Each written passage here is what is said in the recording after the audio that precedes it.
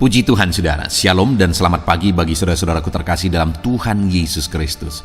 Bertemu kembali dalam program Renungan Pagi dan Doa Pagi, di mana melalui program ini setiap hari saudara akan didoakan dan saudara akan diteguhkan melalui kebenaran firman Tuhan. Kalau saudara rindu berlangganan dengan program ini, silakan lihat tombol subscribe di bawah video ini saudara. Kalau tombol subscribe masih berwarna merah, silakan ditekan dan tekan juga tanda loncengnya. Kalau saudara rindu memberkati karena saudara diberkati melalui program ini, saudara butuh informasi lebih lanjut, silakan lihat di kolom deskripsi video ini saudara. Puji Tuhan saudara, kita akan berdoa buat firman Tuhan yang akan kita renungkan bersama sebelum kita akan berdoa bersama. Bapa yang baik, saat ini Tuhan kami sungguh bersyukur buat hari yang baru, buat kesempatan yang Tuhan beri bagi kami, di mana pada hari ini sebelum kami akan melaksanakan segala aktivitas kami, terlebih dahulu kami akan dikuatkan oleh firman-Mu. Kami akan merenungkan firman-Mu. Berfirmanlah ya Tuhan, berkati setiap anak-anak-Mu yang sedang mendengarkan program renungan pagi ini. Berkati hidup mereka, hati dan pikiran mereka melalui kebenaran firman-Mu. Kuatkan mereka, teguhkan mereka melalui kebenaran firman-Mu ya Tuhan. Dan Tuhan juga yang mengurapi hamba dalam menyampaikan firman-Mu. Terima kasih Bapa yang baik, kami sungguh bersyukur buat kebaikan Tuhan di pagi hari ini. Dan dengan penuh sukacita, dengan penuh kerinduan, kami mau renungkan firman Tuhan dalam nama Tuhan Yesus Kristus. Haleluya, haleluya. Amin. Ya, amin. Adapun teks firman Tuhan yang akan menjadi dasar bagi renungan kita di pagi hari ini saudara, sebelum kita akan melaksanakan segala kegiatan kita di sepanjang hari ini, adalah dari Lukas pasal yang keempat, ayat 1 sampai ayat yang ke-13. Saya akan membacakan firman Tuhan ini saudara dan akan menjelaskannya secara ekspositori. Mari siapkan hati dan pikiran saudara, pastikan pagi hari ini saudara benar-benar diberkati oleh firman Tuhan. Lukas pasal 4 ayat 1 sampai 13. Demikian firman Tuhan. Pencobaan di padang gurun. Yesus yang penuh dengan Roh Kudus kembali dari sungai Yordan, lalu dibawa oleh Roh Kudus ke padang gurun. Di situ ia tinggal 40 hari lamanya dan dicobai iblis. Selama di situ ia tidak makan apa-apa, dan sesudah waktu itu ia lapar. Lalu berkatalah iblis kepadanya, "Jika engkau anak Allah, suruhlah batu itu menjadi roti." Jawab Yesus kepadanya, "Ada tertulis, manusia hidup bukan dari roti saja." Kemudian ia membawa Yesus ke satu tempat yang tinggi, dan dalam sekejap mata ia memperlihatkan kepadanya semua kerajaan dunia. Kata iblis kepadanya, "Segala kuasa itu serta kemuliaannya akan kuberikan kepadamu, sebab semuanya itu telah diserahkan kepadaku, dan aku akan memberikannya kepada siapa saja yang ku kehendaki. Jadi jikalau engkau menyembah aku, seluruhnya itu akan menjadi milikmu." Tetapi Yesus berkata kepadanya, "Ada tertulis, engkau harus menyembah Tuhan Allahmu, dan hanya kepada Dia sajalah engkau berbakti." Kemudian ia membawa Yesus ke Yerusalem dan menempatkan dia di bubungan bait Allah, lalu berkata kepadanya, "Jika engkau anak Allah, jatuhkanlah dirimu dari sini ke bawah, sebab ada tertulis mengenai engkau, ia akan memerintahkan malaikat-malaikatnya untuk melindungi engkau, dan mereka akan menatang engkau di atas tangannya, supaya kakimu jangan terantuk kepada batu." Yesus menjawabnya, katanya, "Ada firman, jangan engkau mencobai Tuhan Allahmu." Sesudah iblis mengakhiri semua pencobaan itu, ia undur daripadanya dan menunggu waktu yang baik. Saudara, pagi hari ini saya rindu kita belajar tentang bagaimana menghadapi pencobaan supaya kita menang dari pencobaan. Di mana konteks dari firman Tuhan yang telah dibacakan kepada saudara adalah peristiwa di mana Yesus dicobai oleh iblis. Saudara, saat ini saya rindu mengajak saudara merenung sebentar. Menurut saudara, apakah Yesus bisa jatuh ke dalam dosa? Apakah Yesus bisa berdosa? Mungkin dari pertanyaan ini saudara memberi banyak jawaban, dan dari banyak jawaban itu tergolong menjadi dua. Ada yang bisa berkata bisa, ada yang berkata tidak. Saat ini saudara, saya mau menegaskan bahwa Yesus tidak mungkin jatuh ke dalam dosa. Karena kalau dia jatuh ke dalam dosa, maka dia bukan Tuhan. Karena Tuhan itu sempurna. Tuhan itu tidak memiliki bibit dosa dalam dirinya. Dia sempurna dan dia tidak mungkin jatuh ke dalam dosa. Dan kalau demikian, apa artinya dia dicobai? Kan tidak mungkin dia jatuh ke dalam dosa. Itulah yang saya rindu kita renungkan, saudara. Bahwa Yesus yang tidak mungkin jatuh dalam dosa, yang tidak mungkin kalah dari pencobaan, itu pun masih dicobai oleh iblis. Apalagi saya dan saudara. Artinya apa, saudara? Saya rindu saat ini, pagi ini, kita sadar bersama bahwa iblis akan terus mencobai kita. Kalau Tuhan yang tidak mungkin jatuh dalam dosa, itu pun dicobai oleh iblis sampai 3 kali. Dan setelah dia kalah, saudara, dia tidak berhasil mencobai Yesus. Kalimat terakhir di ayat 13 itu masih dikatakan, ia undur daripadanya dan menunggu waktu yang baik. Artinya dia masih akan berusaha untuk menjatuhkan Yesus. Padahal Yesus tidak mungkin jatuh dalam dosa karena dia adalah Tuhan. Itu pun masih diperjuangkan oleh iblis. Iblis tahu Yesus Tuhan? Tahu. Dia berkali-kali berkata bahwa engkau adalah anak Allah, dan seterusnya dan seterusnya. Dia tahu Yesus adalah Tuhan, dan dia tahu Yesus tidak mungkin jatuh dalam dosa karena dia adalah Tuhan. Tapi itu pun dia masih perjuangkan untuk mencobai Yesus. Artinya sekali lagi, kalau Yesus pun dicobai padahal dia tidak mungkin jatuh dalam dosa, saya dan saudara akan terus dicobai oleh iblis. Itu sebabnya kita perlu belajar bagaimana menang dari cobaan-cobaan iblis. Bagaimana kita berhasil memenangkan segala cobaan iblis dalam kehidupan kita.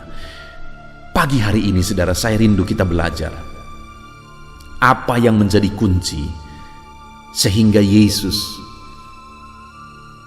bebas atau menang dari pencobaan, dan apa yang perlu kita belajar untuk kita terapkan dalam kehidupan kita. Saya rindu ada 3 hal yang kita akan belajar, saudara, yang sangat penting untuk kita menang dari pencobaan. Yang pertama, kita perlu mengenali pencobaan iblis. Artinya apa, saudara? Bahwa jika kita berperang, kita perlu mengenali strategi musuh supaya kita tahu bagaimana cara menghadapi musuh. Demikian juga dalam menghadapi pencobaan iblis, kita perlu mengenali strategi atau dalam hal apa atau bagaimana iblis mencobai kita, supaya kita tahu cara menghadapinya. Itu yang pertama, kita perlu mengenali bagaimana dan dalam hal apa iblis mencobai kita. Nah, kalau kita lihat ketika Yesus dicobai sampai 3 kali, saudara, maka pencobaan pertama ketika iblis berkata, jika engkau anak Allah, ubahlah batu ini menjadi roti. Pada saat iblis mencoba Yesus dan memerintahkan dia untuk mengubah batu menjadi roti, Yesus sedang sangat kelaparan karena dia baru saja selesai puasa. Lihat, saudara, iblis mencobai dalam keinginan daging. Dia tahu Yesus sedang berpuasa dan dia sangat kelaparan, sehingga di sanalah dia masuk. Dia mencoba Yesus dalam keinginan dagingnya, di mana dia lapar, sehingga iblis memerintahkan dia mengubah batu menjadi roti. Kalau Yesus lakukan, berarti dia tunduk kepada iblis. Tapi Yesus menegaskan bahwa manusia bukan hidup dari roti saja. Artinya, saudara, bahwa kita harus tahu bahwa keinginan-keinginan daging kita itu menjadi target bagi iblis untuk menjatuhkan kita. Jadi sadari hal itu. Kenali hal itu, saudara. Pahami hal itu, bahwa saudara harus siaga, berjaga-jaga, supaya jangan sampai keinginan-keinginan daging saudara, hawa nafsu saudara, dipakai oleh iblis untuk menjatuhkan saudara. Itu yang pertama yang perlu kita kenal. Dan yang kedua, strategi iblis yang perlu kita kenal dalam mencobai adalah ayat yang ke-7. Jadi jikalau engkau menyembah aku, seluruhnya itu akan menjadi milikmu. Saudara, setelah iblis gagal mencoba Yesus dalam keinginan daging, dia kemudian memperlihatkan kemewahan dunia kepada Yesus, dan kemudian dia berkata kepadanya bahwa dia akan memberikan itu kepada Yesus jika Yesus menyembah dia. Kemewahan dunia. Artinya saudara, yang kedua, pencobaan yang diberikan oleh iblis adalah pencobaan dalam hal keinginan terhadap kemewahan dunia. Bukankah hari ini juga iblis masih menggunakan itu, bahkan sedang menggunakan itu untuk menjatuhkan dan menghancurkan semua manusia, saudara? Keinginan akan kemewahan dunia. Adakah yang salah akan kemewahan dunia? Tidak ada yang salah dengan kemewahan dunia. Tetapi jika untuk mendapatkan kemewahan dunia ditempuh jalur-jalur yang salah, ditempuh jalan iblis, atau dilakukan hal-hal yang tidak sesuai dengan firman Tuhan, itu artinya sudah melakukan dengan caranya iblis, cara yang jahat, cara yang tidak benar untuk memperoleh kemewahan dunia. Itu yang jadi masalah, saudara. Jadi yang kedua, kenali bahwa iblis mencobai manusia melalui kemewahan dunia. Dengan demikian kita siaga, saudara. Kita boleh meraih kemewahan dunia, tapi jangan pakai cara iblis untuk meraih kemewahan dunia. Itu yang kedua. Lalu yang terakhir, saudara, pencobaan yang terakhir yang diberikan kepada Yesus di ayat 9 sampai 11, di sana diberikan pencobaan yang ketiga kepada Yesus, di mana dia dibawa kepada bubungan bait Allah, dan kemudian iblis berkata, jatuhkanlah dirimu, karena ada firman Tuhan yang berkata bahwa engkau akan ditantang oleh malaikat sehingga kakimu tidak terantuk. Apa itu, saudara? Pencobaan ketiga ini adalah pengakuan. Karena kalau Yesus lompat dari bubungan bait Allah dan kemudian ditatang oleh malaikat, akan ada pengakuan bahwa itu sesuatu yang spektakuler, itu sesuatu yang luar biasa. Artinya, saudara, bukankah di hari ini juga iblis masih terus menjatuhkan manusia, di mana untuk mendapatkan pengakuan manusia menempuh cara-cara yang salah supaya dianggap hebat, supaya diakui.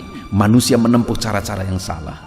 Kenali hari ini, saudara, iblis masih bekerja menjatuhkan, menghancurkan manusia melalui perolehan akan pengakuan.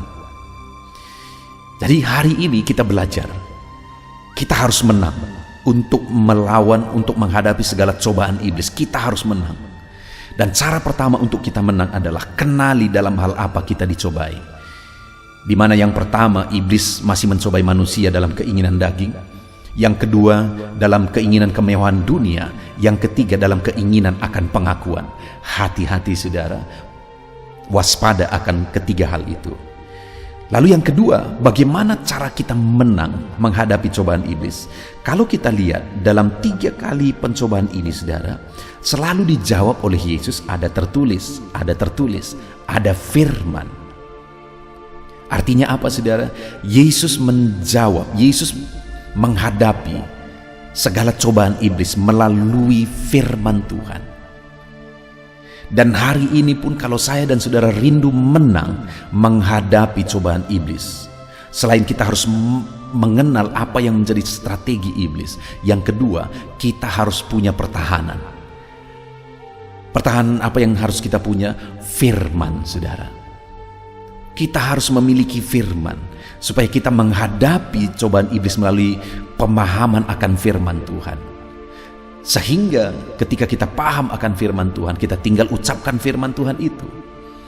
Karena kita mengerti bahwa inilah yang benar, firman inilah yang benar. Kalau iblis mencobai kita, kita berpegang kepada firman Tuhan yang kita pahami.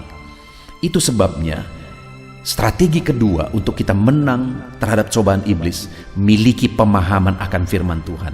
Gunakan waktu-waktu saudara untuk merenungkan firman Tuhan. Channel ini salah satu solusi bagi saudara untuk setiap hari, setiap pagi untuk merenungkan firman Tuhan. Saudara, saya membuat 2 channel untuk renungan. Satu renungan pagi, yaitu channel ini, dan kemudian satu renungan malam, yaitu channel audio Alkitab. Kedua channel ini dibuat, saudara, untuk menjawab kebutuhan anak-anak Tuhan, supaya setiap hari pagi-pagi sebelum bekerja merenungkan firman Tuhan, sehingga sepanjang hari dijalani berdasarkan prinsip firman Tuhan. Dan malam hari sebelum beristirahat renungkan lagi firman Tuhan, sehingga selalu diisi dan dipenuhi oleh firman Tuhan.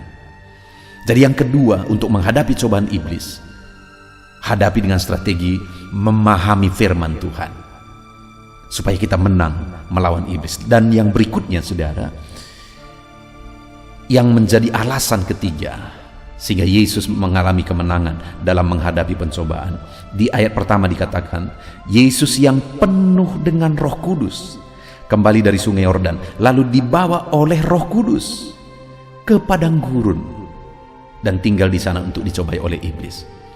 Dengar saudara, kemenangan Yesus alasannya yang ketiga adalah karena dia penuh dengan Roh Kudus. Karena Roh Kudus itu yang memberi kemampuan, Roh Kudus itu yang memberi kekuatan. Dan firman ini juga mengajarkan kepada setiap kita untuk kita menang menghadapi segala cobaan iblis, saudara. Selain kita harus mengenal strateginya, selain kita harus punya pertahanan yaitu firman Tuhan, kita juga harus punya kuasa dari Roh Kudus. Kita harus punya kekuatan dari Roh Kudus. Karena Roh Kudus itu adalah kuasa yang lebih besar dari segala kuasa di dunia ini, lebih besar dari kuasa iblis. Kita perlu kuasa Roh Kudus untuk kita menang menghadapi segala cobaan iblis. Puji Tuhan, saudara. Sekali lagi saya menegaskan, kalau Yesus pun dicobai padahal dia tidak mungkin jatuh dalam dosa, itu pun masih diperjuangkan oleh iblis untuk dicobai. Apalagi saya dan saudara. Dia akan terus mencobai kita untuk menjatuhkan kita. Tetapi biarlah setiap kita menang atas pencobaan iblis. Hari ini kita akan jalani hari kita, saudara. Kita akan memulai pekerjaan aktivitas kita. Biarlah apapun cobaan yang akan diberi oleh iblis, kita akan menang bersama dengan Tuhan. Dan kita sudah belajar bagaimana untuk kita menang bersama dengan Tuhan. Kenali strategi iblis. Yang kedua, bagaimana kita menang atas segala cobaan iblis. Miliki pertahanan yaitu firman Tuhan.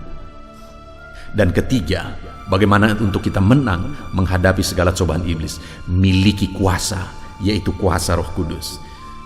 Itu yang sudah kita renungkan dari firman Tuhan ini, saudara. Biarlah firman Tuhan ini menerangi pikiran saudara, menerangi hati saudara. Biarlah firman Tuhan ini membangkitkan iman saudara.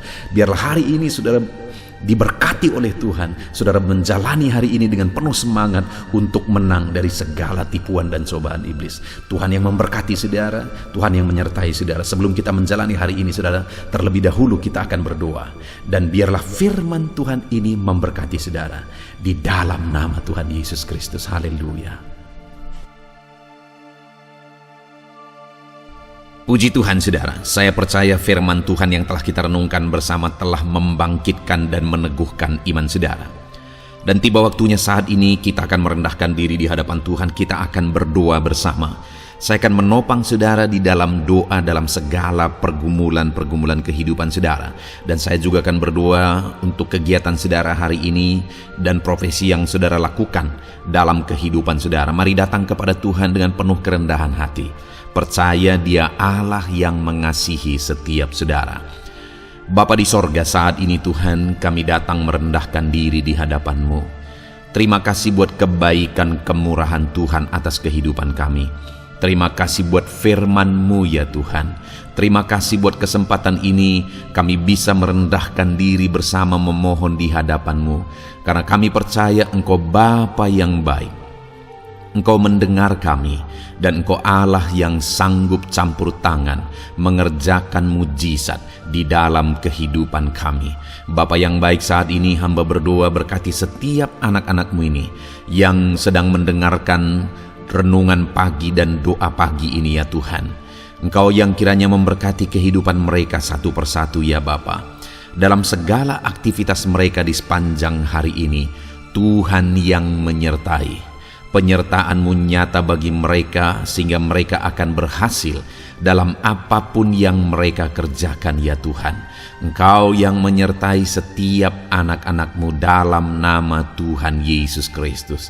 Hamba berdoa ya Tuhan, biarlah sukacita Tuhan, damai sejahtera Tuhan memenuhi setiap kehidupan anak-anak-Mu ini.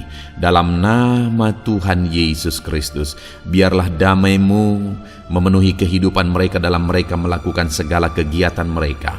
Sukacita-Mu memenuhi kehidupan mereka dalam mereka mengerjakan pekerjaan mereka, sehingga mereka maksimal dan berhasil. Berkat Tuhan tercurah dalam kehidupan mereka. Dalam nama Tuhan Yesus Kristus. Bapa yang baik, biarlah Tuhan yang mengerjakan keberhasilan dalam apa yang mereka kerjakan ya Tuhan. Ketika Engkau mengerjakan keberhasilan, maka Engkau akan memberi yang terbaik. Engkau mengerjakan keberhasilan yang terbaik dalam kehidupan setiap anak-anak-Mu dalam nama Tuhan Yesus Kristus. Terima kasih Bapa yang baik. Dalam apapun yang mereka kerjakan, beri mereka hikmat Tuhan. Beri mereka hikmat untuk mengerjakan yang terbaik.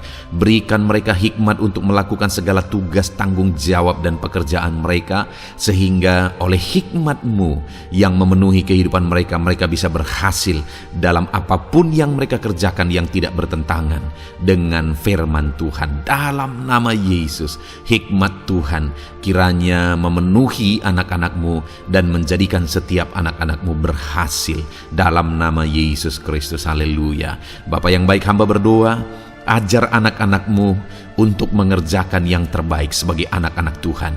Berkati kami Tuhan, memampukan kami untuk mengerjakan yang terbaik dalam segala apa yang kami kerjakan dalam kehidupan kami. Berkati anak-anak-Mu Tuhan. Ajar anak-anak-Mu mengerjakan yang terbaik, mengerjakan lebih dari apa yang dituntut, mengerjakan lebih dari apa yang seharusnya dikerjakan. Dalam nama Tuhan Yesus Kristus. Haleluya, haleluya. Bapa yang baik, saat ini hamba berdoa bagi setiap profesi-profesi anak-anak-Mu.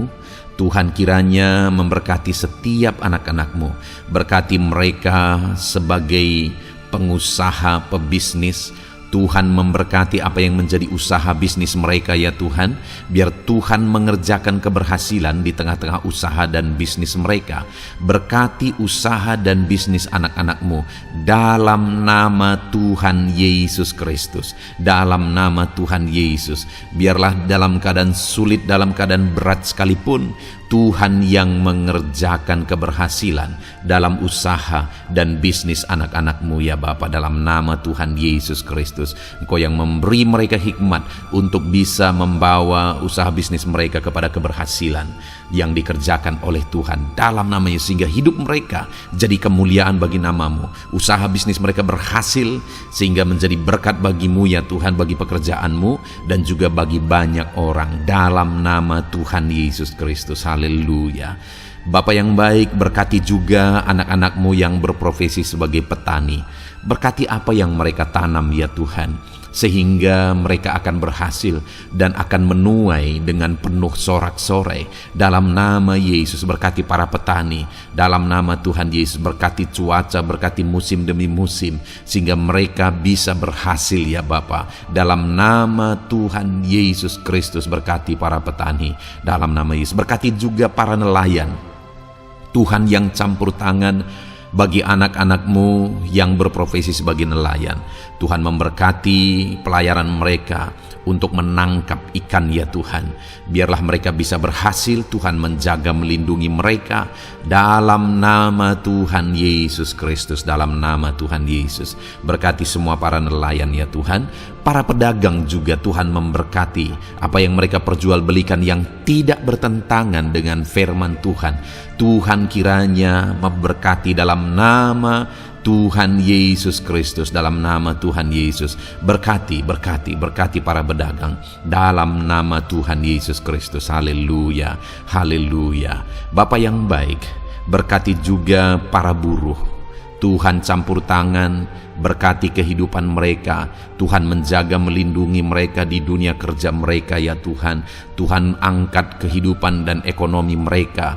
Tuhan memberkati kehidupan mereka. Berkati, jaga, lindungi anak-anak-Mu yang berprofesi sebagai buruh ya Tuhan. Dalam nama Tuhan Yesus Kristus, dalam nama Tuhan Yesus. Haleluya.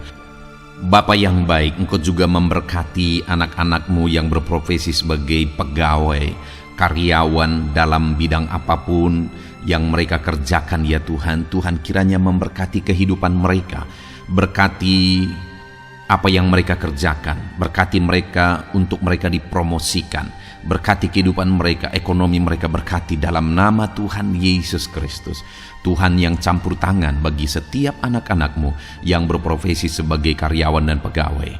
Berkati para PNS ya Tuhan, Tuhan campur tangan, berkati kehidupan mereka. Mereka diberkati oleh Tuhan untuk mengabdi bagi bangsa dan negara ini ya Tuhan. Berkati mereka yang berprofesi sebagai PNS dalam bidang apapun mereka. Jadikan anak-anak-Mu ini jadi berkat bagi kemuliaan nama-Mu. Berkati TNI Polri ya Tuhan dalam mereka menjaga keamanan dan kedaulatan bangsa ini. Ajar mereka mengabdi bagi bangsa ini dalam nama Tuhan Yesus Kristus. Dalam nama Yesus, berkati semua anak-anak-Mu yang berprofesi sebagai TNI Polri dalam nama Yesus. Bapa yang baik, kami juga berdoa buat anak-anak-Mu yang berprofesi sebagai tenaga medis, para dokter, para bidan, perawat, semuanya juga Tuhan yang memberkati mereka dalam profesi mereka sebagai medis dalam nama Tuhan Yesus Kristus. Berkati Tuhan, berkati ya Bapa dalam nama Tuhan Yesus Kristus, sehingga kehidupan mereka juga jadi berkat bagi banyak orang-orang yang mereka rawat. Mereka diberkati Tuhan dalam nama Tuhan Yesus. Berkati para dokter, para medis, semuanya Tuhan berkati. Bapa yang baik, bahkan mungkin ada anak-anak-Mu yang saat ini sedang ada dalam kondisi pengangguran, tidak memiliki pekerjaan, padahal mungkin mereka memiliki keluarga yang harus mereka tanggung kebutuhannya.